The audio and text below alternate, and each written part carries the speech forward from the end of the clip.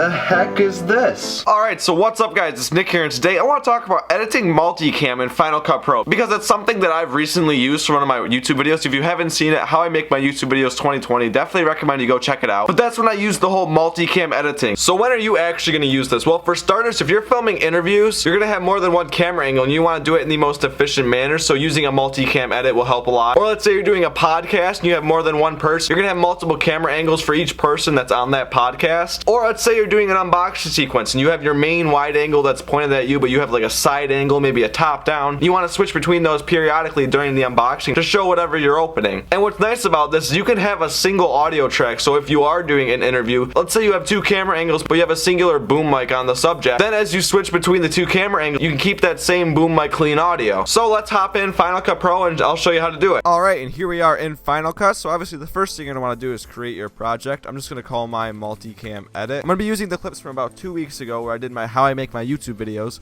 So we'll import those. You're going to want to select them all, right click, new multicam clip, and these are the settings that you want to use. Use audio for synchronization. You can name it whatever you want. I'm just going to keep it as multicam clip. You're going to want to click OK. It'll synchronize all the angles and make this one clip right here. Now this is what you want to put on your timeline, and then obviously you'll just see one of the angles. This isn't what you want to see. So you're going to go up here to view, and you're going to click angles, and here we are. You can see all the angles. We have our audio track. Now what you want to do is up here, basically this is how it's going to switch between the angles. So this one, it's going to switch the audio and the video. This one, it's going to switch the video switching only, and this one, it's going to be only audio switching. And obviously we just want the video since we have this one audio track right here. So you're going to want to go through it, and as you're watching, if you want to switch the camera angle, just click down here.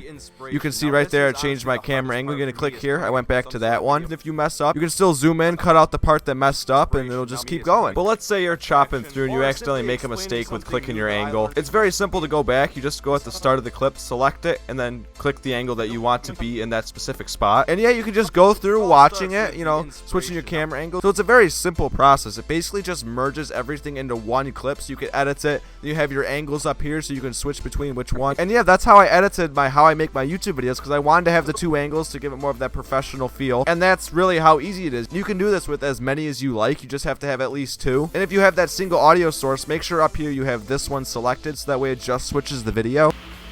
And doing a multicam edit is taxing on your system. I mean, my 2013 MacBook Pro can handle it just fine, and Final Cut is really well optimized. So pretty much any Mac that can support it should be able to handle basic video editing. Also, what'd you guys think of the setup? I had my microphone on the boom pole because I was too lazy to take it down, but I think it works just as good because I can still get it close to my mouth when I'm filming videos at my desk, whether it be gaming or tutorials like that. But what did you guys think about that tutorial style? I mean, there is plenty more in Final Cut that I could go in there and screen record and talk about. As my needs change for the editing software, I tend to need more and more features that I might not have needed in the past, so I'm learning new stuff about Final Cut with every video that I edit. So I could do more tutorial styles like this. Just drop a comment down below if you guys want to see more of that. But thank you all for watching. Make sure to like and subscribe if you are new. I will see you guys next week. Peace out.